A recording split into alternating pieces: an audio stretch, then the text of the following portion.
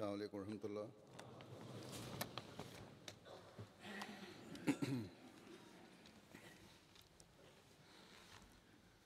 أشهد أن لا إله إلا الله وحده لا شريك له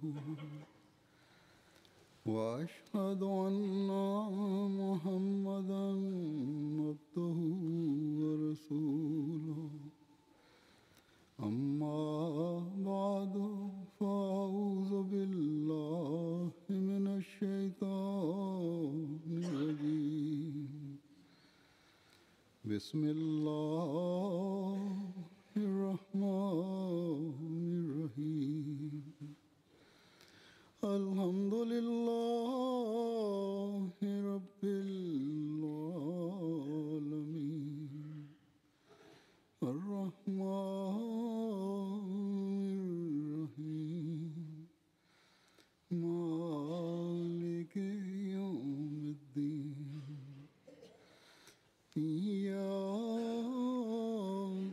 نعبد وإياك نستعين اهدنا الصراط المستقيم صراط الذين أنعمت عليهم غير المغضوب عليهم ولا الضالين.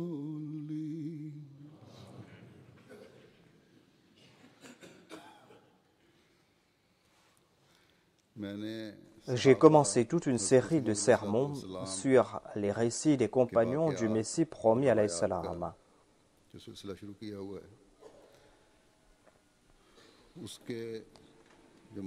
Et j'ai présenté ces récits selon les rubriques dans lesquelles ils étaient classés. Et le sermon d'aujourd'hui est le dernier sermon dans cette série de récits des compagnons du Messie promis alayhi salam. J'ai demandé à ce responsable de vérifier encore une fois ces registres et de voir s'il y a des récits qui restent. Et je vais en faire mention par la suite. C'est là un heureux hasard que cette série de sermons se termine au cours du mois de février.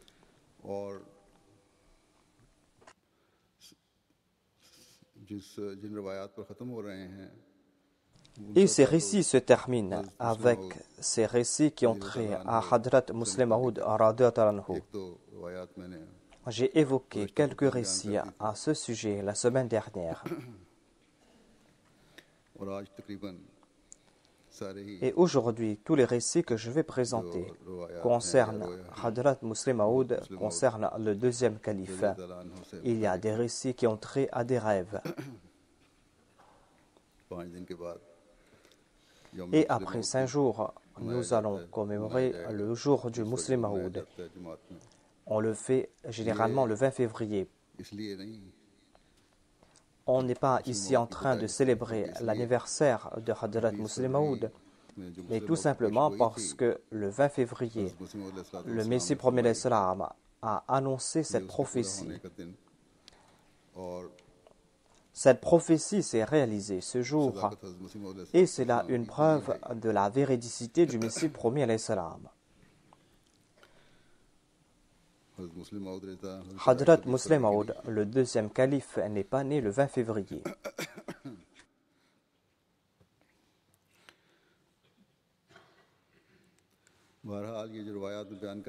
En tout cas, ces récits que je vais présenter concernent le califat de Hadrat Muslim Maud et le fait que Dieu ait rassuré des gens à ce sujet. Il y avait ces personnes qui n'avaient pas prêté allégeance au califat et qui ont été guidées par Dieu et qui ont par la suite prêté allégeance aux mains du deuxième calife. La période qu'a vécue le deuxième calife radhiyallahu anhu était une période très difficile et remplie d'inquiétudes. Lors de l'élection du calife, il y a eu des troubles.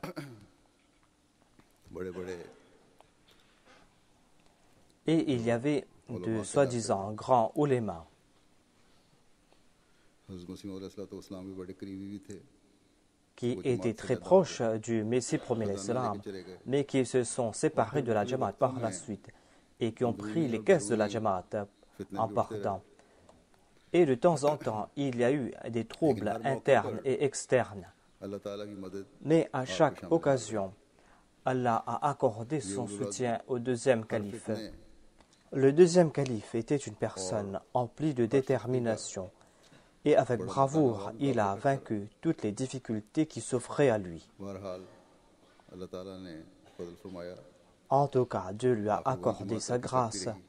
Et en fin de compte, c'est sa Jamaat qui a progressé et aujourd'hui aussi, nous sommes en train d'en faire le constat. Et sa Jamaat est celle qui a été soutenue par Dieu. वाबस्ता थे Et c'était sa Jamaat qui était liée au califat. आज की Je vais donc présenter les récits d'aujourd'hui. Le premier récit est de Hadrat Sheikh Mohammed Ismail. Il avait fait sa bayra en 1894. कहते हैं कि मैंने Il raconte रोया में J'ai vu un rêve à l'époque du premier calife. हज़रत खलीफा अव्वल रज़ी अल्लाह अन्हु की ज़िंदगी में देखा था जो हज़रत महमूद की खिलाफत के मुतालिक था C'était un rêve qui concernait le califat de Hadrat Mahmoud. को Il raconte que le premier calife s'était blessé et il a eu un œdème. C'était un œdème en raison de l'inflammation et en raison de la pression du sang ou en raison d'un gonflement. पेट की भी खराबी होती है Et il souffrait aussi de l'estomac. माशरा की तकलीफ हुई En tout cas, le rapporteur déclare que le premier calife était tombé malade et moi j'ai posé la main sur Hadrat Mahmoud et je lui ai dit que je serai votre premier serviteur. Et il m'a dit, j'ai pas compris ce que vous m'avez dit. Sheikh यकूब अली साहब इरफानी ने बतलाया Cheikh Yaqub Ali Irfani और इल्हाम के ये a बतलाया dit que Dieu l'a informé par des rêves खलीफा बना दिया है que nous allons faire de Mahmoud le deuxième calife. हजरत अमीर मोहम्मद खान साहब Je présente maintenant un récit de Amir Mohammad Khan.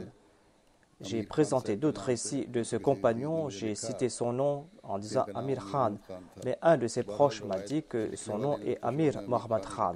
Dans les premiers récits, on avait inscrit Amir Khan, जिक्र आता है mais on trouve mention d'une lettre qu'il avait écrite et il avait signé à la fin Amir Mohammad Khan. Le rapporteur Amir Mohammad Khan avait fait sa bayra en 1903. November Il déclare que le 23 novembre 1913, j'ai vu dans un rêve qu'il y avait un arbre ressemblant à une plante d'haricot.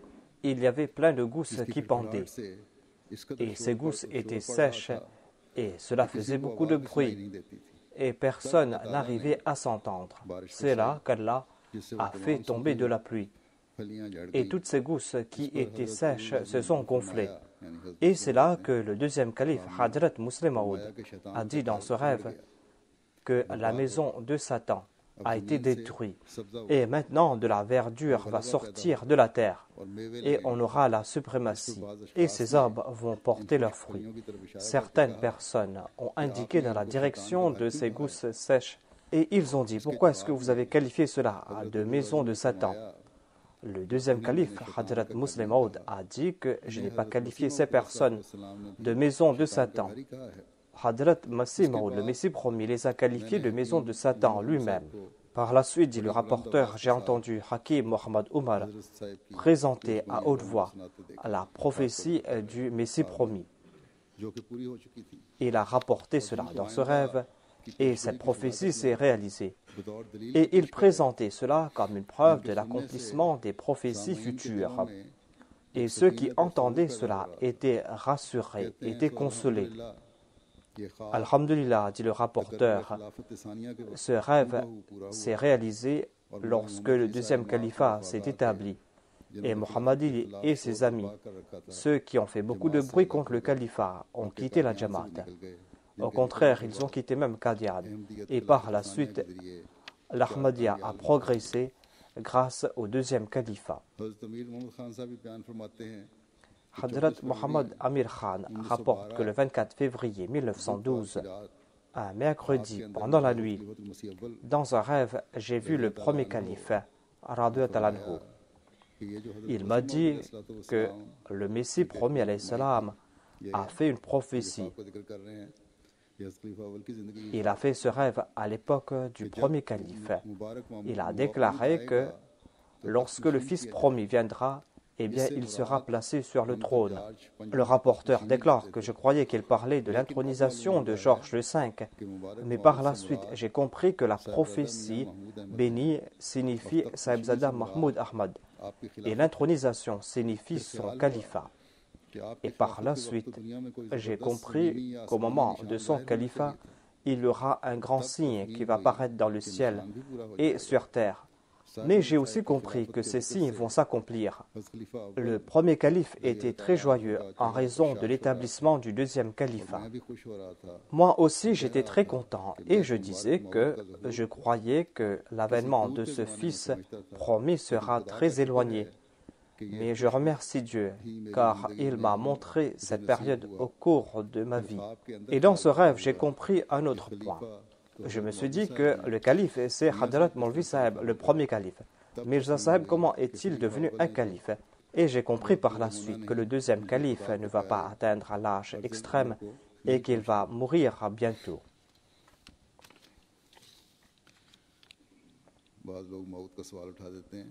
Certaines personnes ont posé des questions concernant le fils promis et Dieu avait déjà informé nombre de personnes à l'époque à ce sujet. Hadrat Khairuddin a rapporté un rêve. Il avait fait sa bayra en 1906.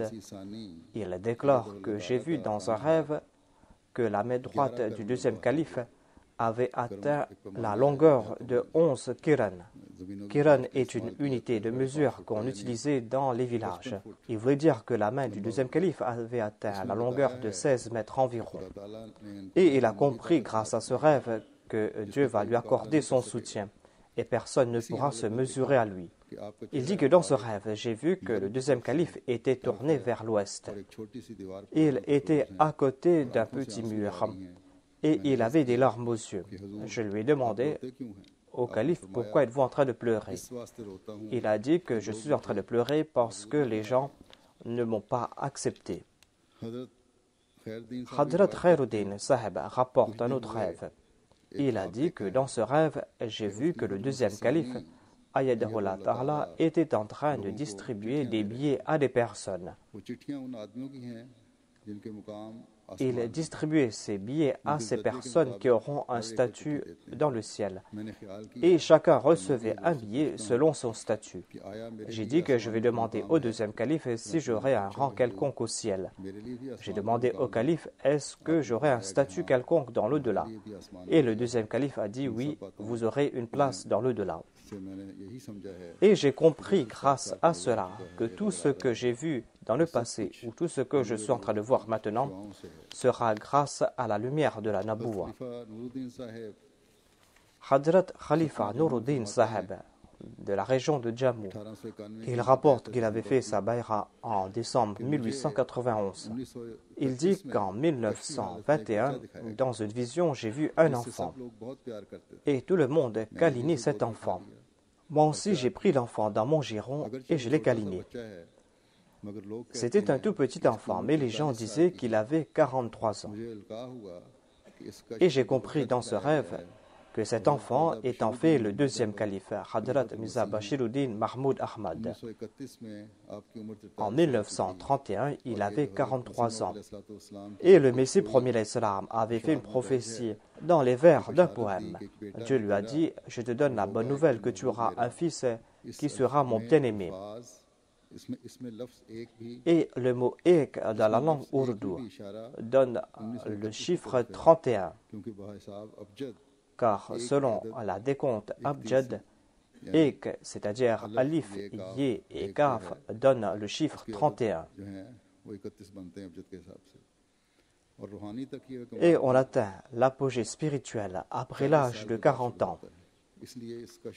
Et c'est pour cette raison que dans cette vision, j'ai vu que l'enfant avait 43 ans. Hadrat Rahim Din, fils de Jamal Din, rapporte qu'il avait fait sa bayra en 1902. Il dit qu'au cours du deuxième califat, j'ai vu un rêve. Il y avait Maulvi Mohammed Ali qui était assis sur une chaise et Mian Sahab, c'est-à-dire le deuxième calife, était debout à côté. Et j'ai vu que le corps et le visage de Mohammed Ali s'est amoindri. Et il est devenu tout petit, tout comme le corps d'un enfant. Et le corps de Mian Sahab n'a fait que grandir. Il a dépassé la taille qu'il a maintenant. Et il inspirait la crainte et le respect. Et j'étais tout étonné. Et le matin, tous mes doutes que j'avais ont disparu. Et j'ai prêté allégeance aux mains du deuxième calife. Alhamdulillah ala dhalik. Hadrat Amir Mohammed Khan rapporte que, avant qu'il ne soit choisi comme calife, le deuxième calife, Amir al-Mumnin était parti accomplir le Hajj. Durant ces jours, dans un rêve, j'ai vu que les musulmans étaient entourés de kuffars, de mécréants. Nous avons constaté que nous n'avions pas d'issue de secours et l'un d'entre nous est monté vers le ciel et il est descendu avec une créature robuste et il a apeuré les kuffars. J'ai rapporté ce rêve au deuxième calife en faisant référence à son voyage à la Mecque et à Médine, le fait qu'il allait accomplir le pèlerinage. Et j'ai souhaité que ce voyage soit pour lui un moyen d'avoir la proximité et le plaisir de Dieu. Et j'ai dit que dans ce rêve, j'ai vu quelqu'un monter au ciel. Et je souhaite que cela s'applique à votre pèlerinage. J'ai vu aussi des êtres robustes descendre du ciel.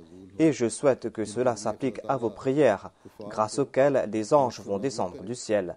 Des anges par l'entremise desquels Dieu va anéantir les kuffars. Lorsque le deuxième calife est retourné de son pèlerinage dans un discours à la mosquée Nour, il a évoqué la lettre que je lui avais envoyée.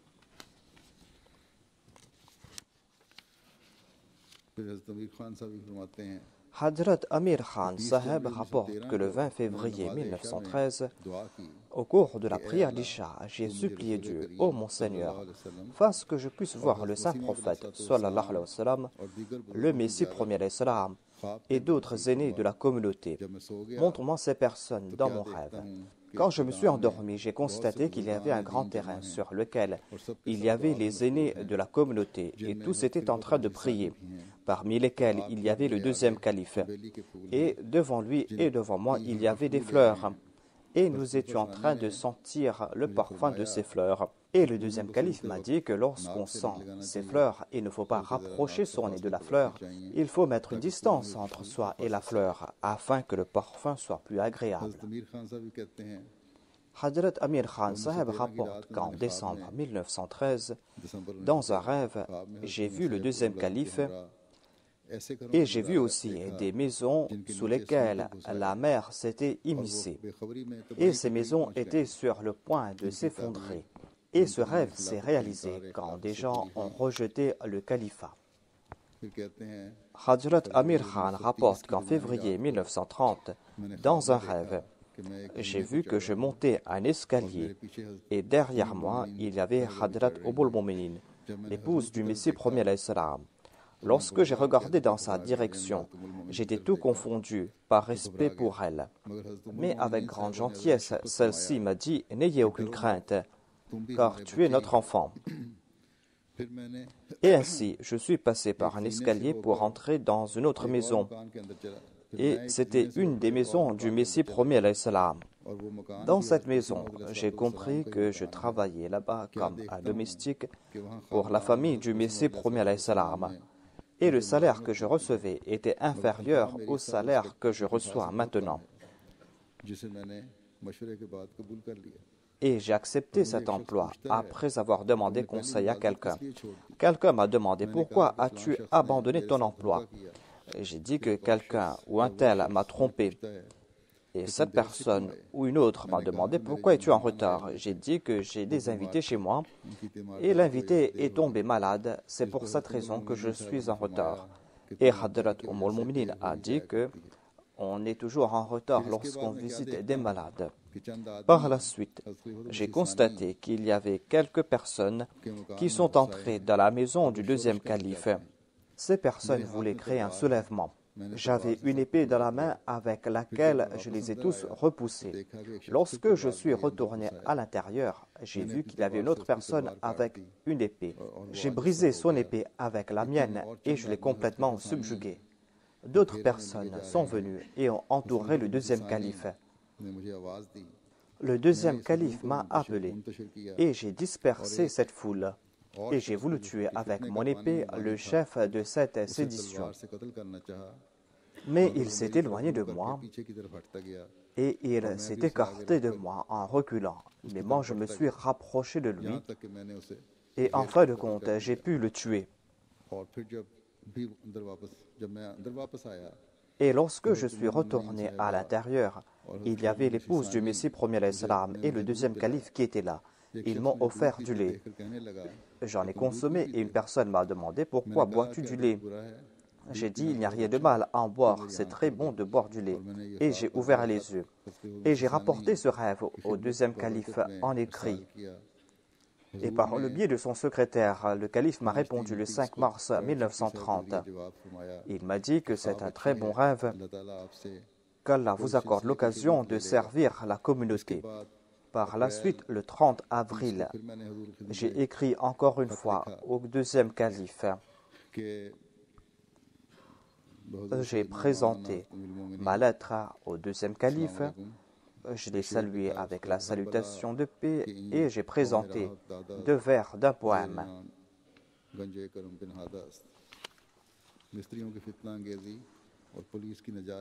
Et j'ai écrit au calife que je n'ai pu me contenir en entendant parler des complots des ouvriers et d'actions inappropriées de la police. Quelque temps de cela, j'ai vu en rêve qu'une foule avait entouré le calife et j'ai dispersé cette foule avec mon épée. Et en fin de compte, j'ai tué le chef de ces rebelles. J'ai rapporté ce rêve au calife et le calife m'a répondu en disant que je souhaite que Dieu vous accorde l'occasion de servir la communauté. Je souhaite ardemment servir la communauté, mais je ne sais comment le faire, sauf en priant, sauf en implorant l'aide de Dieu. Et je demande à sa sainteté le calife de prier pour moi, qu'Allah pardonne mes faiblesses et qu'il exauce mes prières et qu'il m'accorde l'occasion de servir la communauté. Wassalam, Amir Mohammad Khan, sous-inspecteur. Amir Mohammad Khan rapporte « Alhamdulillah, 7 ans après, ce rêve s'est accompli à la lettre. En 1924, j'ai donné ma démission parce qu'un officier m'avait poussé à le faire. C'était une ruse de sa part. Il m'avait dit qu'il allait donner sa démission lui aussi. Et il m'a encouragé à en faire de même. Mais en fin de compte, il n'a pas donné sa démission jusqu'à présent. Et moi, je recevais 90 roupies comme salaire mensuellement. Et maintenant, à Qadian, je ne reçois que 20 roupies, tout comme j'en ai été informé dans mon rêve. Et je ne travaille pas pour l'Anjuman, mais pour le département Tahrik et Jadid, un département qui a été lancé par le deuxième calife.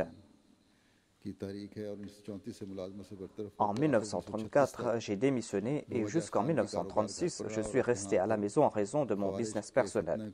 Je suis venu ici et j'ai vu de mes yeux l'insurrection des Khawarij. J'ai eu l'occasion de prier et j'ai vu de mes yeux la mort de Fakhreddin, le chef des insurgés.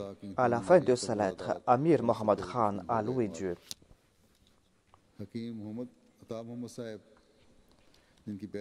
Hakim Ata Mohammad Saheb, qui avait fait sa bay'a en 1901, rapporte que, un mois après avoir prêté allégeance sur les mains du deuxième calife, il y a Hakim Ahmadine qui est venu me rencontrer à Lahore. Il m'a dit « Allons rencontrer Mohammad Ali et parler avec lui sur la question de la naboua du Messie premier alayhi salam ». Je suis parti avec lui et la conversation entre Hakim Ahmadine et Mohammad Ali était très amicale dans la mosquée. Ils ont conversé environ 15 à 20 minutes sur la question de la naboua du Messie premier salam, à savoir si le Messie était un prophète ou pas. Il déclare que par la suite nous sommes retournés chez nous. La nuit, j'ai imploré Dieu, j'ai dit « Oh mon Seigneur, il y a quelques vérités dans les propos de Mohammed Ali, c'est-à-dire il a eu des doutes concernant la naboua du Messie premier l'Islam. J'ai prié, ô mon Seigneur, guide-moi toi-même. Cette même nuit, dans un rêve, j'ai vu que le Messie premier l'Islam est venu à moi à grands pas, tout troublé. Il m'a dit, regarde là-bas. Et j'ai regardé et j'ai vu qu'il y avait un éleveur de pigeons qui regardait avec colère le pigeon qui est allé s'asseoir sur le panier d'un autre éleveur de pigeons. Et le Messie premier l'Islam m'a dit, regarde celui-ci, il est en train de regarder avec mépris l'autre. C'est pour cette raison que tu ne dois jamais partir dans le bâtiment des pères amis, de ceux qui n'avaient pas prêté allégeance au deuxième calife. Et j'ai promis de le faire, et j'ai ouvert les yeux, et j'ai remercié Dieu pour m'avoir guidé. Le docteur Abdul Ghani Saheb, qui avait fait sa bay'ah en 1907, a déclaré que le temps a passé et le premier calife radhiyallahu anhu est décédé. Tous les Ahmadis de Nairobi ont prêté allégeance au deuxième calife. Mais moi-même, Mohammad Hussein, ainsi que Khaja Kamaruddin, nous n'avions pas prêté allégeance aux mains du deuxième calife. Par la suite, je suis retourné en Inde et j'ai démissionné. Ensuite, il y a eu la guerre et je suis resté en Inde et j'ai travaillé comme assistant laborantin dans le laboratoire du collège médical de Lahore. Durant ces jours, je partais souvent voir les pères amis, ceux qui n'avaient pas prêté allégeance aux mains du deuxième calife, et j'étais en faveur de leurs arguments. Et je priais avec eux, j'écoutais leurs dars, et de temps en temps, j'échangeais de points de vue sur des questions controversées. Une fois, j'ai demandé au docteur Yacoub Beg qui a raison dans ces controverses. Et le docteur Yacoub Beg m'a répondu que tous les intellectuels sont avec nous. C'est-à-dire, les intellectuels sont venus avec nous. Durant ces jours, je partais dans le magasin de Haji Mohamed Moussa. Et là-bas, je rencontrais Munshi Mahboub Alam.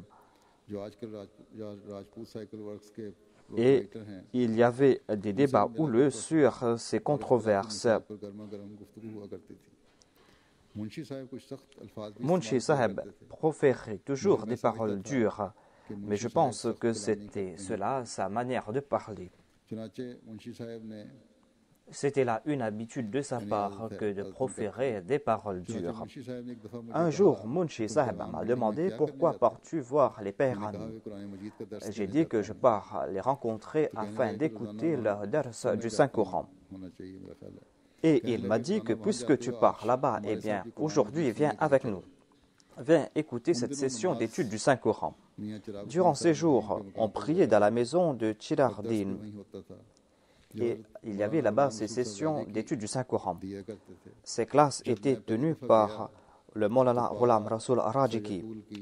Lorsque je suis parti là-bas la première fois, il était en train de commenter sur la deuxième partie du Saint-Coran. Le Maulana Rajiki commentait avec éloquence le Saint-Coran et des commentaires que je n'avais jamais entendus auparavant. Lorsque j'avais regardé Rajiki Saheb la première fois, je croyais que c'était un campagnard.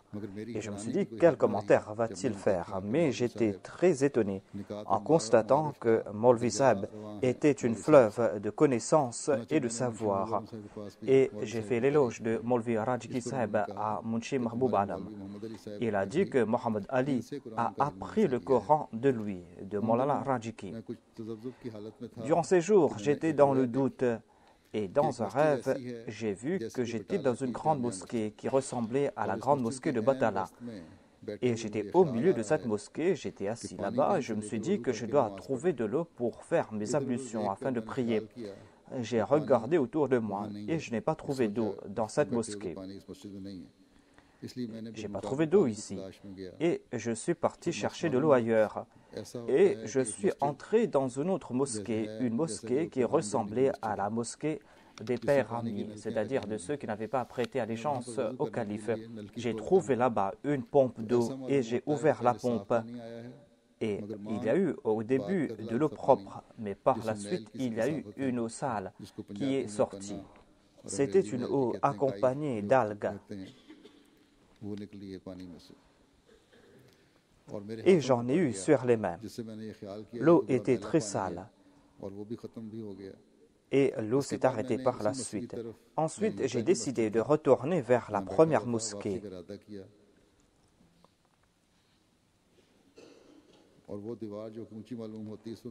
Et j'ai escaladé un mur pour partir là-bas.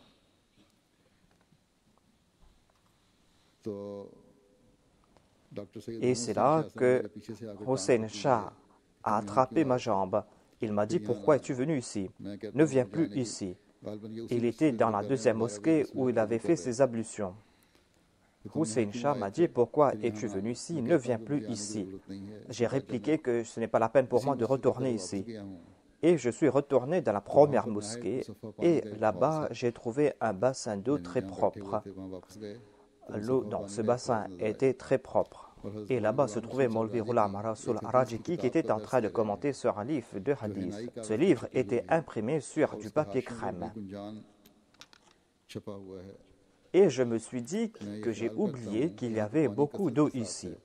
Ensuite, j'ai commencé à faire mes ablutions. Et c'est là qu'il y a eu le fils de Mohammed Moussa, qui s'appelle Mohammed Hussein. Il avait pris une épée dans sa main et s'était mis à côté de moi. Et je me suis dit qu'il a reçu un ordre de la part du deuxième calife de me tuer parce que je suis un hypocrite. Je me suis tourné vers Mohammed Hussein et je lui ai dit que tu veux tuer un mu'min. Ne sais-tu pas que je suis un croyant? Par la suite, la scène a changé. Et j'ai vu que j'avais une épée dans la main et il y avait de petits garçons qui portaient des uniformes et ils étaient comme en deuil. C'était comme si on était au cours du mois de Muharram.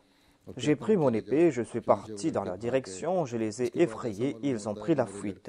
Et par la suite, je me suis vu dans la maison de mon fils Abdul Ghafour.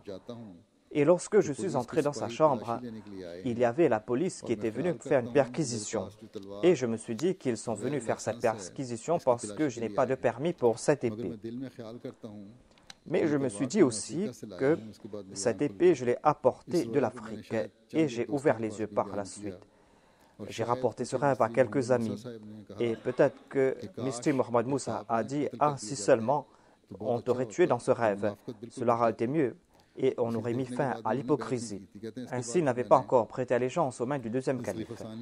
Et il déclare que par la suite, j'ai prêté allégeance aux mains du deuxième calife.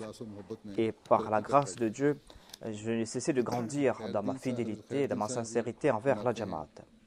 Hadrat Khairuddin Saheb rapporte que lorsque les Ahrar ont causé leur agitation, j'ai vu dans un rêve qu'il y avait un certain Youssouf qui était allongé à côté du calife et il y avait Sher Mohammed qui était allongé de l'autre côté. Et Dieu m'a fait comprendre que le calife est comme Joseph, car certaines personnes sont jaloux du calife. Puisque le calife jouit du soutien de Dieu, c'est pour cette raison que ceux qui lui sont jaloux ne pourront pas lui nuire. Ce rêve était en accord à un vers d'un poème du Messie premier alayhi salam.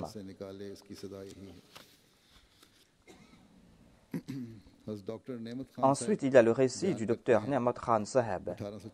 Il avait fait sa bayra en 1896. Il a dit qu'au cours du deuxième califat, j'ai écrit au calife pour lui prêter allégeance. Et j'étais parti en vacances et j'étais retourné chez moi à Kangra. Et quand j'étais là-bas, j'ai reçu une lettre d'un certain Maulvi Ghulam Hussein qui était de Peshawar. Celui-ci était le beau-père de Sahibzada Mirza Bashir Saheb et au début il n'avait pas prêté allégeance aux mains du deuxième calife, il s'était joint au père Rami, à ceux qui n'avaient pas prêté allégeance aux mains du deuxième calife. Celui-ci m'a écrit une lettre, c'est-à-dire Maulvi Ghulam Hussein m'a écrit une lettre et m'a demandé de renoncer à mon allégeance au deuxième calife. Il m'a dit de renoncer à mon allégeance au deuxième calife. Je ne connaissais pas cette personne depuis longtemps. C'est pour cette raison que je n'ai pas compris ses vraies intentions et j'ai écrit au père Ramessoula pour annoncer que j'ai renoncé à ma bayra, pour dire ensuite que je me suis joint à eux. La faveur que Dieu m'a accordée est que je n'ai jamais prononcé de mauvaises paroles à l'égard des membres de la famille du Messie premier alayhi salam. J'avais les mêmes sentiments à leur égard. C'est-à-dire, il éprouvait le même respect à l'égard des enfants du Messie premier alayhi salam. Et j'étais même venu pour quelques jalsa. J'ai évoqué Maulvi Ghulam Hussein Saheb. Au début, il n'avait pas fait la bayra, il n'avait pas prêté allégeance aux mains du deuxième calife, mais il l'avait fait en 1940. Ensuite, il est retourné à Qadian. En tout cas, vers l'an 1930, j'ai vu en rêve qu'il y avait une maison au bord de la mer. Et il y avait des vagues qui frappaient cette maison violemment. Il y avait beaucoup de bruit. Et Maulvi Mohammed Ali est sorti de cette maison. La moitié de son visage était clair et l'autre moitié était sombre. Et j'ai compris que la première partie de sa vie, celle qu'il a vécue en compagnie du Messie premier l'Islam, était bonne. Mais par la suite, sa vie s'est assombrie. Et Dieu a créé des moyens pour guider son serviteur. Et Dieu crée de telles situations grâce auxquelles il sera guidé. En 1932, j'étais à la maison et ma famille était partie pour Sargoda. Et j'ai reçu une lettre du docteur Mohamed Youssouf, qui est un proche. Il m'a demandé de venir rapidement à Qadian. Il dit que je pars pour les États-Unis et je veux bâtir une maison et je veux vous confier cette responsabilité. Ainsi donc, en avril 1932, je suis parti pour Qadian pour préparer sa maison. Les membres de ma famille étaient partis pour Qadian. L'atmosphère à Qadian était des plus sublimes. Il y avait un nouveau ciel, une nouvelle terre. J'ai participé dans les prières en congrégation, j'ai écouté les sermons du calife, j'ai écouté ses discours.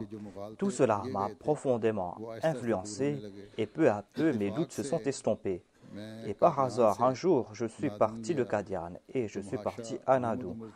Et là-bas, j'ai rencontré un certain Mohamed Omar qui était venu faire le tablir. Au cours d'une conversation, il m'a dit de remplir le formulaire. J'ai rempli le formulaire de Bayra et tous mes doutes ont disparu. Et Dieu m'a pris sous son ombre. Moi qui fus pécheur, il m'a accordé une nouvelle vie. Mes amis, quant à eux, sont toujours empêtrés dans leur orgueil. Ils ont compris qu'ils ont commis une erreur. Ils ont compris qu'ils ont commis une grande erreur. Mais leur leadership les empêche d'accepter la vérité. Et c'est ainsi qu'ils sont en train de brûler dans leur enfer. Leur cœur désire qu'ils acceptent cela, mais ils ont peur de s'humilier. Qu'Allah les guide dans la bonne direction. En tout cas, Dieu m'a accordé sa grâce. Quelques années de cela, j'ai vu un rêve. Dans ce rêve, j'ai vu qu'il y avait un coffre doré qui est descendu du ciel. Ce coffre était très brillant et ce coffre a flotté dans l'air. Par la suite, une couronne dorée est descendue du ciel et voulait s'arrêter sur le coffre. J'ai flotté en l'air et j'ai attrapé cette couronne. Quand j'ai attrapé cette couronne, j'ai entendu une voix dans les quatre coins du monde qui disait la victoire de l'islam. Et j'ai ouvert les yeux. Et j'ai compris, quand j'ai ouvert les yeux, que cette couronne signifie la couronne britannique.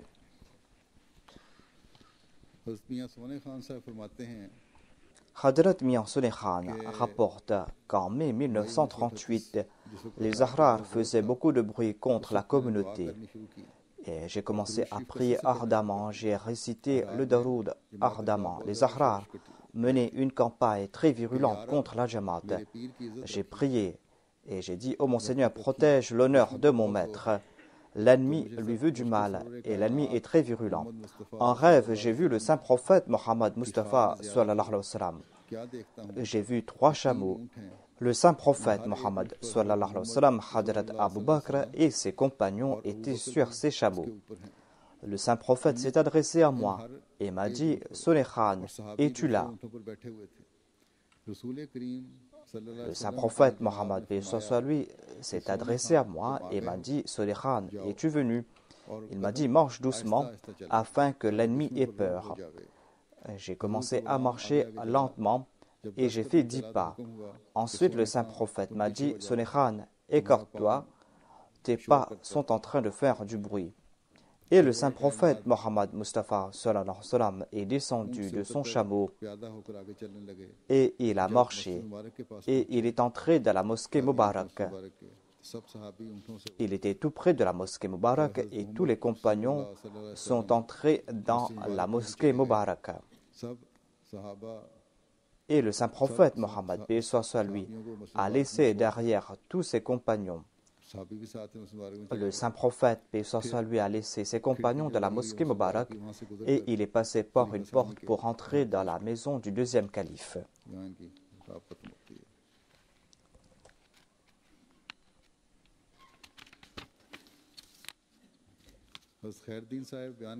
Hadrat Khairdin rapporte que dans un rêve, j'ai vu que l'amir de Kaboul a dit que j'ai envoyé mon argent et je vais venir bientôt. Par la suite, les ouvriers de Qadian ont ourdi un complot. C'était un très grand complot qu'ils avaient ourdi et ils ont fait beaucoup de bruit à ce sujet. Durant cette période, dans un rêve, j'ai vu que le deuxième calife flottait en l'air et on a voulu me faire comprendre qu'il a un rang très élevé et il est impossible d'atteindre son rang.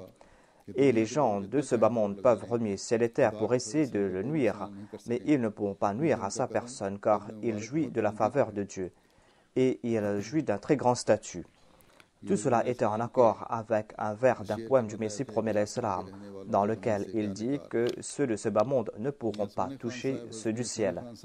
Hadrat Mian Soni Khan rapporte que je vais expliquer maintenant comment j'ai accepté le deuxième calife et quel est le signe que j'ai vu. À l'époque, les Ahrar menaient une campagne virulente contre la communauté et les ouvriers avaient diffamé le deuxième calife. J'ai prié ardemment, j'ai dit « Oh mon Seigneur, protège mon maître, il est le fils de mon Messie. » J'ai prié ardemment, j'ai récité le Daroud et la prière Al-Hamd et je n'ai cessé de prier. Dans un rêve, j'ai vu quelqu'un qui m'a dit qu'il y a un mullah qui est venu dans un village à l'est et ce mullah est en train de dire qu'il va déraciner les Ahmadis. Le rapporteur déclare que moi-même, Barkat Ali et Fateh Ali, nous sommes partis dans la direction de ce village.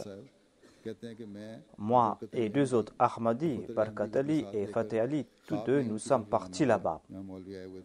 Nous sommes partis voir ce mullah. Nous sommes arrêtés dans un village pour la prière d'Asr. Et moi-même, j'ai dirigé la prière d'Asr. Et par la suite, il y a eu deux autres Ahmadis qui sont venus. J'ai regardé vers le ciel. Et dans le ciel, il y avait deux lunes. L'une d'elles était très brillante. Et il y avait une autre lune qui était carrée, mais qui était sans lumière. Et petit à petit, la deuxième lune a commencé à briller. Et par la suite, les deux lunes ont commencé à briller de la même ardeur. Et quelqu'un a dit que la première lune signifie le Messie promis. Et la deuxième lune signifie son fils, c'est-à-dire le deuxième calife, Mian Bashiruddin Mahmoud Ahmad. Comme je l'ai dit auparavant, les ouvriers avaient fomenté un grand complot à Qadian. Ils avaient lancé des accusations odieuses contre la personne du deuxième calife. Ils lui avaient intenté un procès. Je vais présenter quelques détails à ce sujet. Certains ne sont peut-être pas au courant.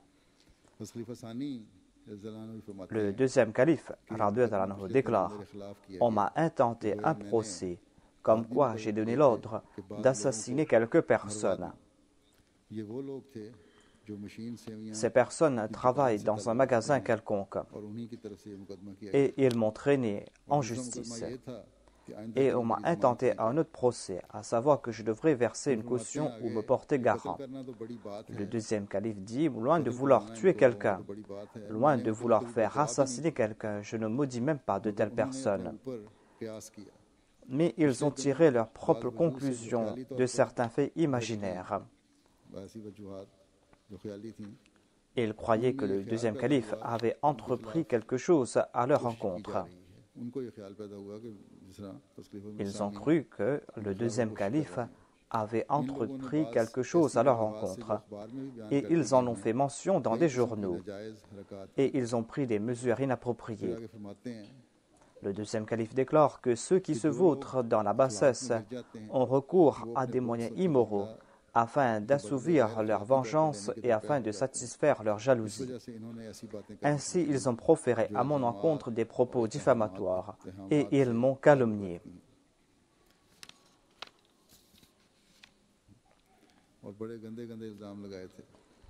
Ils ont lancé des accusations odieuses à l'encontre du deuxième calife, mais le deuxième calife n'a pas répondu à cela. Je vais présenter quelques faits historiques à ce sujet. En voyant le progrès de la Jamaat Ahmadiyya et la renommée grandissante du deuxième calife, certains ne pouvaient pas digérer cela et ont lancé une campagne virulente à son encontre et contre la Jamaat. Et pour cela, ils ont utilisé les employés d'un magasin et ils ont poussé ces personnes à traîner le calife en justice, l'accusant de vouloir les faire tuer. Et de plus, ils l'ont calomnié dans un journal qui a été publié à Qadian. Et ainsi, ils ont lancé une campagne malveillante contre le calife et contre la Jamaat. C'était le résultat d'une conspiration bien ficelée, derrière laquelle se trouvaient les mains des ennemis de la Jamaat Ahmadiyya. Ils ont tout fait pour diffamer les Ahmadis, pour les écraser complètement. Et pour cela, ils ont eu recours à des machinations ténébreuses. Ce complot a prouvé la bassesse et l'échec de l'ennemi. De plus, cela a prouvé les grandes qualités du deuxième calife, qualités teintées de la gloire de Joseph. Il a été une preuve de patience, un grand exemple, et les sages du pays l'ont tous loué. Et ils ont condamné ceux qui ont diffamé le deuxième calife. Et plusieurs journaux ont écrit à ce sujet. Le deuxième calife a fait mention de ce complot dans un discours prononcé au cours de la Jalsa Salana de 1927. Il déclare « C'est ainsi que l'on traite les communautés divines. Il ne faut pas en avoir peur. Notre devoir à nous, c'est de continuer notre travail. On ne doit pas avoir peur des complots de l'ennemi. Dieu lui-même accordera la victoire à celui qui lui appartient. Allah protège lui-même ce qui lui appartient. Si la communauté Ahmadiyya a été fondée par un homme, eh bien, elle n'aurait pas progressé. C'est une communauté divine. C'est Dieu qui l'a protégée dans le passé et c'est lui qui va le faire à l'avenir, Inch'Allah. Dieu m'a informé que la grâce va m'accompagner et nous allons voir les jours de la victoire. Quelqu'un a dit, je vais voir si la Jamaat va progresser. Moi aussi je vais voir et la parole de Dieu va s'accomplir et non pas celle de cette personne. Cette conspiration a connu une fin étrange. Ceux qui en faisaient partie étaient soutenus par certains au sein du gouvernement, mais ils se sont retournés contre le gouvernement. Et ainsi, la parole de Dieu s'est accomplie et ce complot a été éventé et ils ont connu une mauvaise fin. Aujourd'hui aussi, de temps en temps, il y a ceux qui sont en train de comploter contre la Jamaat Ahmadiyya. Il y a ceux qui sont en train d'ourdir des complots contre la communauté. S'ils sont soutenus par certains gouvernements, eh bien, ils se retournent contre ces gouvernements. Voilà ce que nous avons vu. En tout cas, qu'Allah protège la Jamaat de ces complots et qu'Allah fasse que nous puissions voir davantage de progrès. Qu'Allah exalte le statut de ses compagnons du Messie premier salam et qu'Allah fasse que leurs descendants aussi soient proches de la Jamaat, qu'ils soient les héritiers de leurs prières et qu'ils marchent sur les pas de leurs aïeux et qu'Allah accorde la protection à tous les membres de la Jamaat et qu'Allah fasse qu'il renforce leur relation avec le califat. Aujourd'hui, après la prière de Juma, je vais diriger la prière funéraire de Mokaram Sardar Mohammad Barona Saheb qui était de la région de Jang. Il est décédé le 7 février 2013 à l'âge de 73 ans. Inna lillahi wa inna ilayhi raji'un. Le père du défunt était Ahmad Khan Marwana et il avait embrassé l'Ahmadiyya dans les années 50, à l'époque du deuxième calife. À l'époque, il avait 10 ans et il aimait prêcher le message de l'Ahmadiyya dès son jeune âge. Il n'avait pas fait de grandes études, il avait fait des études primaires, mais Il avait étudié tous les livres du Messie premier alayhi salam et les livres des califes, en particulier les livres du deuxième calife. Et il a approuvé la véridicité de l'Ahmadiyya à les habitants de sa région. Et il présentait cela dans la langue locale. Et cela a eu une grande influence sur les gens de cette région. Et la Jamaat l'envoyait pour des débats. Et il était très brave. Il n'avait peur de rien. Et des fois, il partait au milieu des ennemis de l'Ahmadiyya pour leur prêcher le message de l'Ahmadiyya. À plusieurs reprises, les gens ont eu recours à des machinations à son encontre. Mais cela ne l'a jamais influencé, ne l'a jamais détourné de la vérité. Les gens de la région le connaissaient très bien et personne ne critiquait l'Ahmadiyya quand il était là. Lorsqu'on devait l'envoyer quelque part pour l'établir, jamais il ne refusait. Au contraire, il quittait tout pour partir là-bas. Son fils est Abdul Shafi Barhana, qui est missionnaire au Sierra Leone. C'est son fils unique. Son fils a écrit qu'une fois, mon père m'a pris avec moi et nous sommes partis voir un ami qui était venu de la région. Et mon père lui a parlé à propos de la véracité de l'Ahmadiyya. Il a répondu à toutes ces questions. Et par la suite, il lui a dit, est-ce que tu as encore des questions concernant l'Ahmadiyya? Est-ce qu'il y a quelque chose qui t'empêche d'embrasser l'Ahmadiyya? Il a répondu clairement à toutes ces questions. Cela a duré jusqu'au matin. Cet ami est retourné chez lui. Et par la suite, il a embrassé l'Ahmadiyya. Cette personne a écrit une lettre et il a montré cette lettre au fils du défunt. Dans cette lettre, il a dit que j'ai rencontré un compagnon qui matin et soir était parmi les animaux. Mais une nuit, j'ai écouté ce qu'il avait à me dire et j'ai vu toute une fleuve de connaissances. Et toute cette connaissance, il avait reçu du Messie premier salam lorsqu'il a étudié les ouvrages du Messie premier salam. Le défunt a laissé derrière lui un fils et une fille. Son fils est missionnaire en Sierra Leone. Et il y avait la Jalsa là-bas la semaine dernière. Et c'est pour cette raison qu'il n'a pas pu partir pour les funérailles de son père. Au contraire, il ne m'a pas demandé la permission de partir parce qu'il était occupé par la Jalsa. Qu'Allah exauce les prières de son père à son égard et qu'il puisse servir à la communauté en toute abnégation. Qu'Allah lui accorde patience et persévérance et qu'il soit héritier des prières de son père. Qu'Allah exalte le statut du défunt et qu'il accorde patience et persévérance aux membres de sa famille.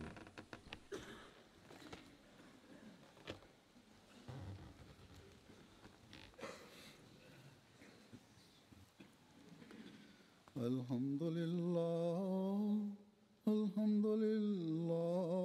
nahmaduhu wa nasta'inuhu wa nastaghfiruhu wa nu'minu bihi wa natawakkalu alayhi wa na'udhu billahi min shururi anfusina